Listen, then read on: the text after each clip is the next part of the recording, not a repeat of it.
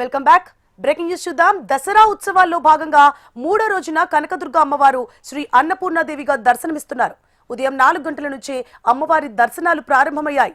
కాగా నేడు ఉపరాష్ట్రపతి రాధాకృష్ణన్ అమ్మవారిని దర్శించుకున్నారు. సాయంత్రం 4 గంటలకు విజయవాడ చేరుకోనున్నారు రాధాకృష్ణన్. 5 గంటలకు పున్నమి ఘాట్లోనే గడపనున్నారు. ఉపరాష్ట్రపతిగా బాధ్యతలు చేపట్టిన తర్వాత తొలిసారి ఏపీలో పర్యటించనున్నారు. ఇంద్రకీలాద్రిపై భారీ బందోబస్తు ఏర్పాటు చేశారు. సాయంత్రం వీఐపీ దర్శనాలను రద్దు చేసింది దేవస్థానం.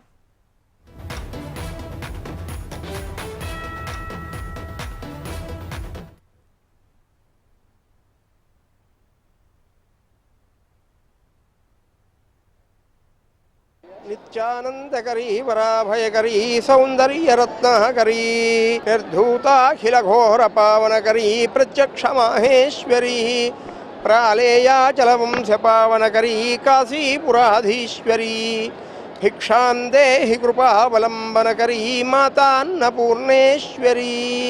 ఈరోజు ఇంద్రకీలాద్రి మీద వేయించేసి ఉన్నటువంటి అమ్మవారు కనకదుర్గాంబ అన్నపూర్ణేశ్వరి స్వరూపంగా మనకు దర్శనమిస్తూ ఉన్నారు. అన్నపూర్ణేశ్వరి అంటే మహాపుణ్యాన్ని ప్రసాదించేటువంటి రూపం. ఆమె మహాపుణ్యం కలిగినటువంటి తల్లి. అనేక మందికి వడ్డించినటువంటి తన చేతితో శివుడికి భిక్ష సమర్పించేటప్పటికల్లా శివుడికి ఎంతో కాలం నుండి ఇబ్బంది పెడుతున్నటువంటి బ్రహ్మహత్యా పాపం అంతా కూడా తొలగిపోయి శివుడు శుద్ధుడై చాలా సంపూర్ణమైనటువంటి సంతోషాన్ని పొందాడు. అమ్మవారి స్వరూపం అన్నదాన మహాత్మ్యాన్ని చాటుతూ ఉన్నటువంటి రూపం. ఒక చేతిలో అన్నపాత్రను ధరిస్తుంది, మరొక చేతితో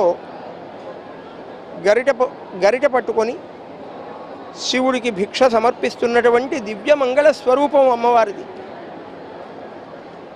నిండైనటువంటి మనసు కలిగినటువంటి తల్లి అమ్మవారు 14 లోకవాసులకు కూడా పిపీలికాది బ్రహ్మ పర్యంతం అందరికీ కూడా సకాలంలో కడుపు నిండా షడ్రసోపేతమైనటువంటి భోజనం పెట్టేటువంటి తల్లి. అటువంటి తల్లి యొక్క సందర్శనం చేత పుణ్యఫలం కలుగుతుంది.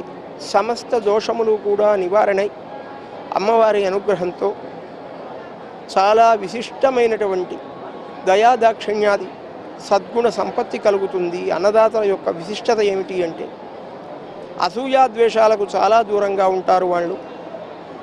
ఎదుటివారు ఎంత సంతోషంగా ఉంటే అంత విశేషంగా సంతోషం పొందుతారు అన్నదాతలు. అందుకనే అన్నదానం చేసినటువంటి వారిని గూర్చి భోంచేసిన వారు భోజనం అయిన తర్వాత అన్నదాత సుఖీభవ అని తప్పనిసరిగా దీవిస్తారు. లోకంలో ఇది ఒక గొప్ప ఆచారం.